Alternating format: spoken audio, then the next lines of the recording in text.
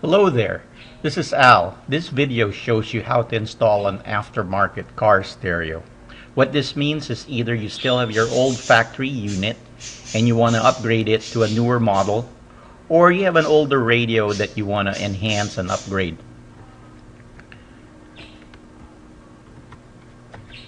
So why am I doing this?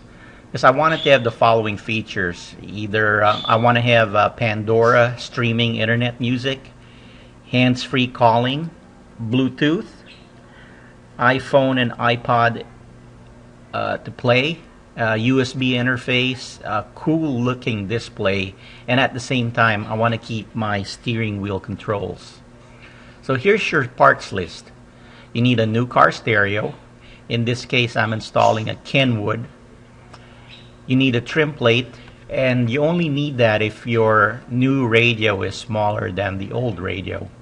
You need a wiring adapter harness, and lastly you need a steering wheel interface module, and that's optional, and that's only if you want to keep your steering wheel controls. So here are the general steps. Step one is you remove your old receiver. You'll need special tools for this. Step 2, from the new radio, there's a DIN sleeve that comes with it. You install that DIN sleeve. You may need to remove the old one in your car, and then you install the trim plate if it's needed. Step 3, connect the wires of the wiring adapter harness to the wires of the new receiver harness. Step 4, connect wires from the steering wheel interface module harness, only if you bought one, to the wires of the new receiver harness, the wires of the wiring adapter harness, and on some occasions the wires to the factory harness. Step 5, plug the harnesses to the different components and test them. Make sure you test them. Step 6, program the steering wheel interface module and test it. And when everything checks out, push the harnesses and the wires back into the DIN sleeve and push the new receiver in until it snaps into place.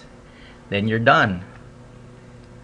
Here's the general diagram of what the connections will be. Your car stereo will have its stereo harness. You connect that stereo harness to your wiring adapter harness, and this wiring adapter harness connects to the original factory harness.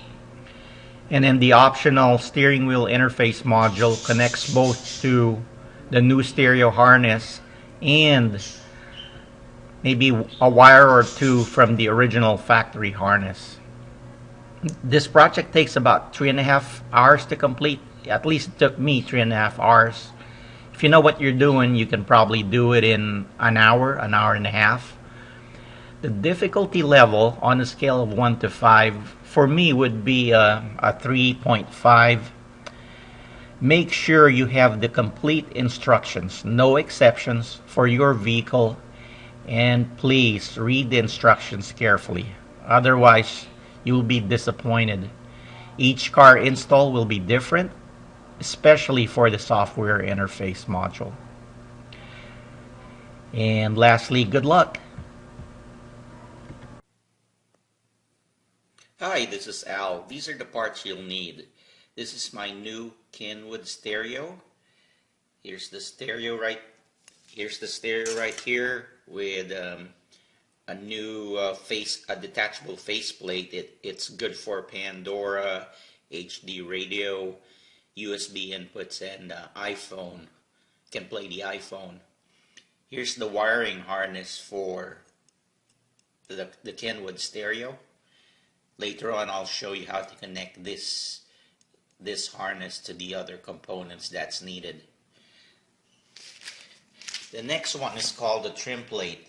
Since my original factory radio was 1.5 DIN size, that means it's 1.5 times taller than a regular DIN radio, then I need to use this piece to cover up the gap. This is called the wiring adapter harness. So this piece is what's going to be connected to the factory wiring harness, the original wiring harness of the car. Okay, and this piece is the one that will connect to this piece, and I'll show that to you later. Then the fourth component is called the SWI, or steering wheel interface. So you'll need this piece if you want to preserve the controls from your steering wheel, and what we mean by that is volume control. If you want to increase the volume, decrease the volume, mute, or change the source, tape, CD, iPhone, iPad, or FM AM radio. And this piece here is the wiring harness for the steering wheel interface module. So those are the pieces we'll need, and later on I'll show you how to connect them. Okay, there are the four pieces that you need. Component number one, the stereo with the new receiver with the wiring harness. Piece number two is the trim plate. That's only needed if your new receiver is going to be a different size. Then the third piece right there is the wiring adapter harness. And then the fourth piece is, oh, that's my dog, I apologize. The fourth piece is the steering wheel interface.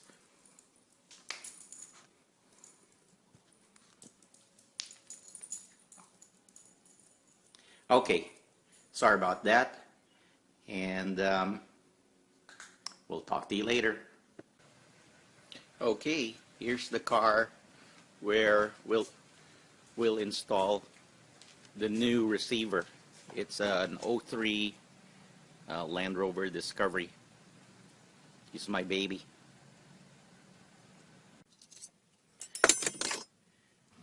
Hi, this is Al. Here's the part wherein we remove the original factory car stereo. You'll need these tools, which is a car stereo removal key. And I apologize, I'm using only one hand to hold the camera and the other hand to do the work. So what you do on these stereos, there'll be little holes either on top and the bottom. There'll be four, or you'll see them either on the left and right sides. In my car, there are just two on top. So what you do is you insert the key. You insert one key into one hole, and then the other key into the second hole. And once that's done, you'll feel a clip get released over on each side, and when you do that, slowly pry out the radio. Slowly. There we go. And as you can see, what happens is the key actually operates some clips that are over here on each side and releases the radio so that you can pull it out. Okay, take off the stereo removal keys and slowly pull out the radio.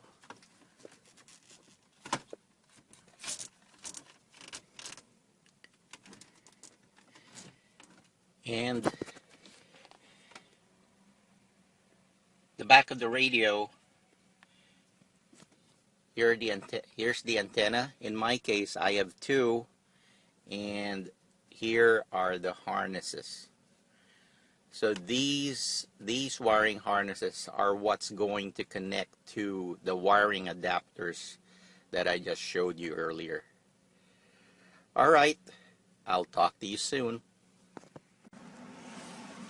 Okay, this is Al. I'm back, and here's the next step. See this trim plate that I showed you earlier? It'll cover the lower half of this, the hole, and then we'll take what's called the DIN sleeve. This is what it looks like. This comes as part of the radio. Let me focus out a little bit. There we go. And this piece will go to up here, right above where the trim plate is, and that'll give the radio installation a nice look. All right, so I have to use both hands, so I am going to sign off, and I'll show you the after picture a little later. Thanks. Talk to you soon. Hey, this is Al. I'm back. Hey, I just found out for the Land Rover Discovery 3, you actually have to remove the original factory DIN sleeve, which wasn't too bad. You just have to remove the felt tapes on the bottom and the top here.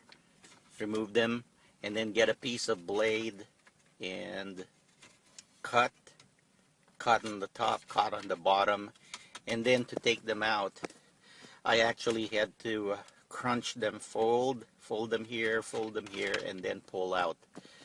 So that's what the new DIN receiver looks like. And then you have this little piece. There's 3 tabs on top, and then 2 tabs on the bottom, and then you just put them here, right there, and that's to cover the gap there at the bottom. So that took a good 10 minutes, but this video only shows it after I was done with the top half. Okay, I'll talk to you soon. Hi, this is Al. I'm back. Yeah, this is the hardest part of the install, which is connecting the 3 wiring harnesses together. As if you can remember, this is the wiring harness for the Kenwood stereo, and this is the wiring adapter that fits to the factory wiring harness. So this gets connected to the Kenwood wiring harness, which then goes into the actual Kenwood receiver. And then down here is this one here. This is the wiring harness for the steering wheel interface. So in general, it's pretty simple. What happens is the red wire here is connected to the red wire here. It's connected to the red wire here. The black's connected here to this wire, the black wire here, and then the black wire here. Yellow here gets connected to yellow here, and nothing here. So you have to read the instructions really carefully depending on the type of car that you have.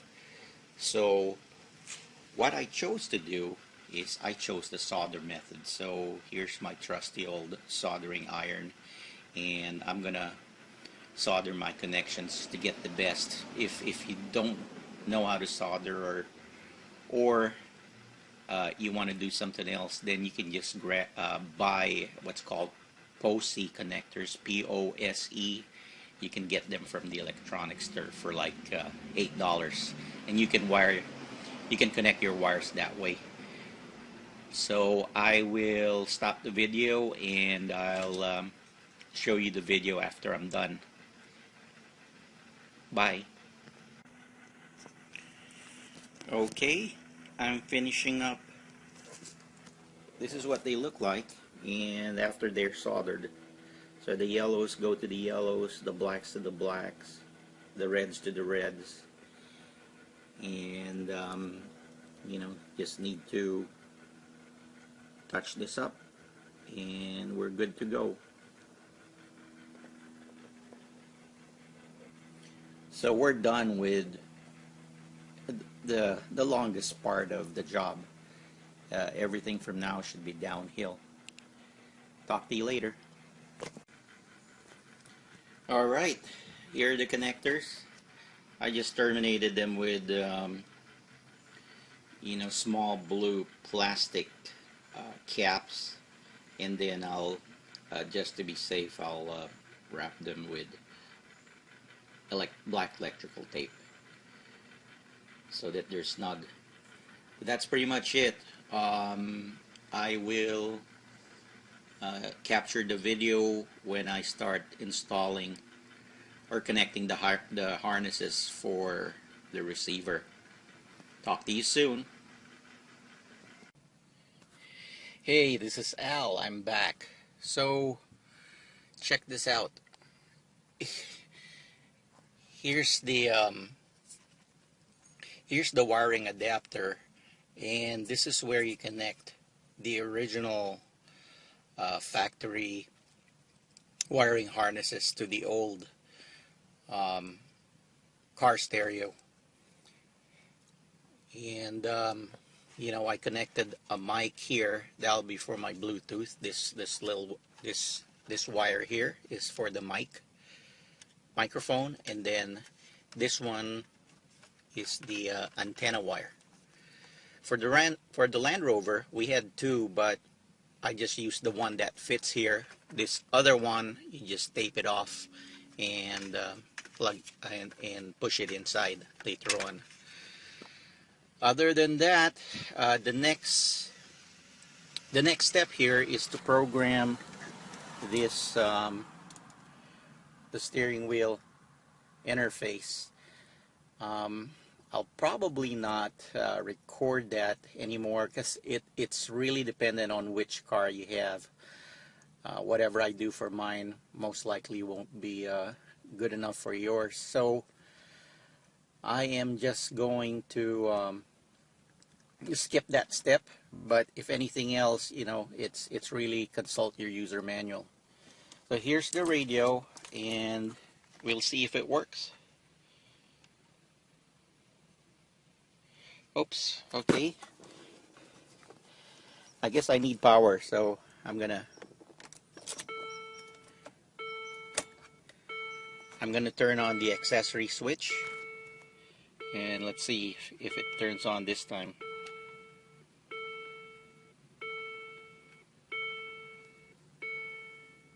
Ah, okay.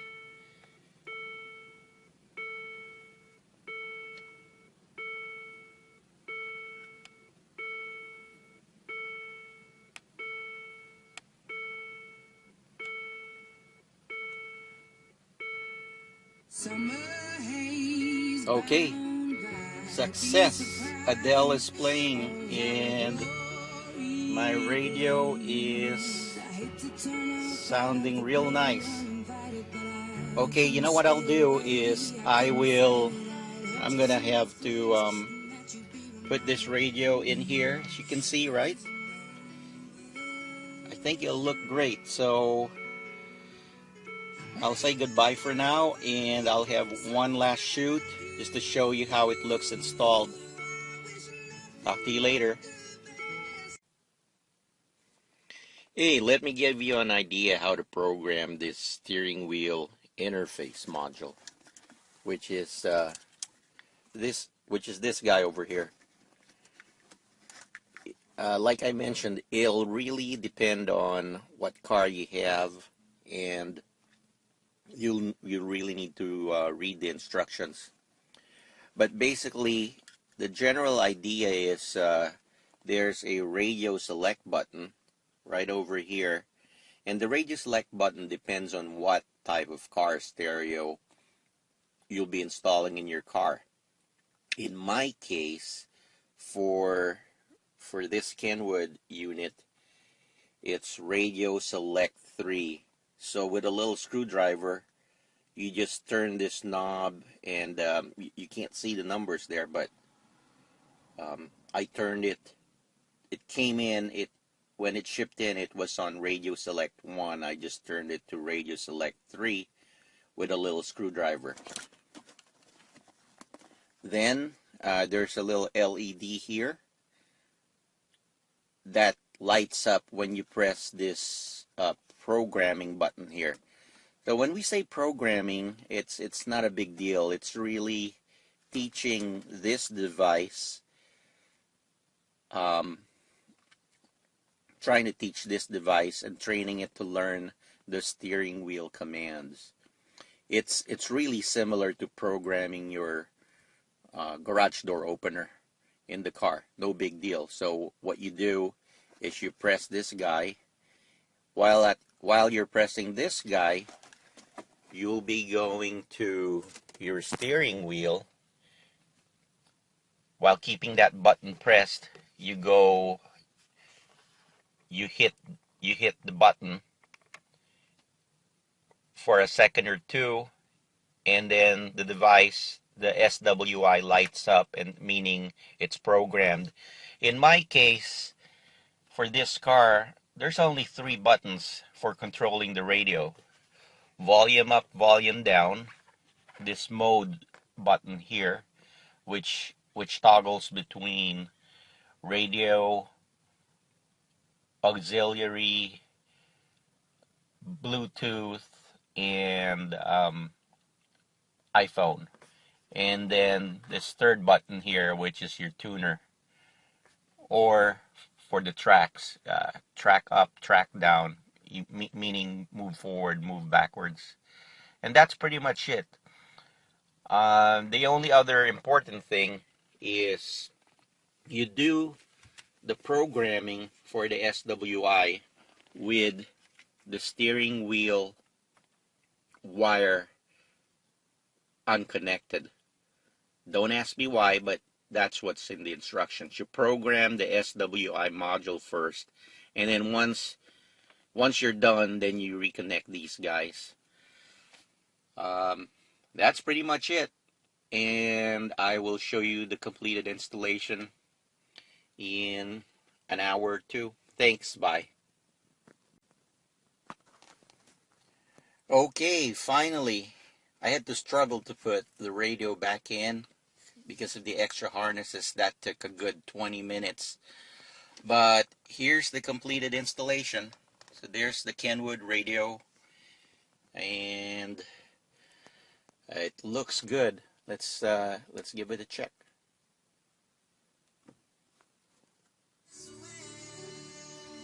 Okay, so this unit has high definition radio, and I wish I could show you my connection to iPhone, but that's the camera I'm using. I'm using my iPhone. One more thing. So this unit has a subwoofer. So what I did is I pre-wired it. So it had some RCA jacks behind, and I just pre-wired it to hook up a subwoofer later on if I'm not happy with the bass. Also, don't forget, you have your mic that you have to deal with for answering phone calls in the car.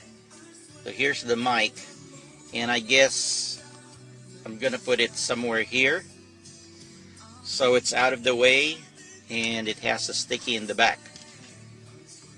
So that's it.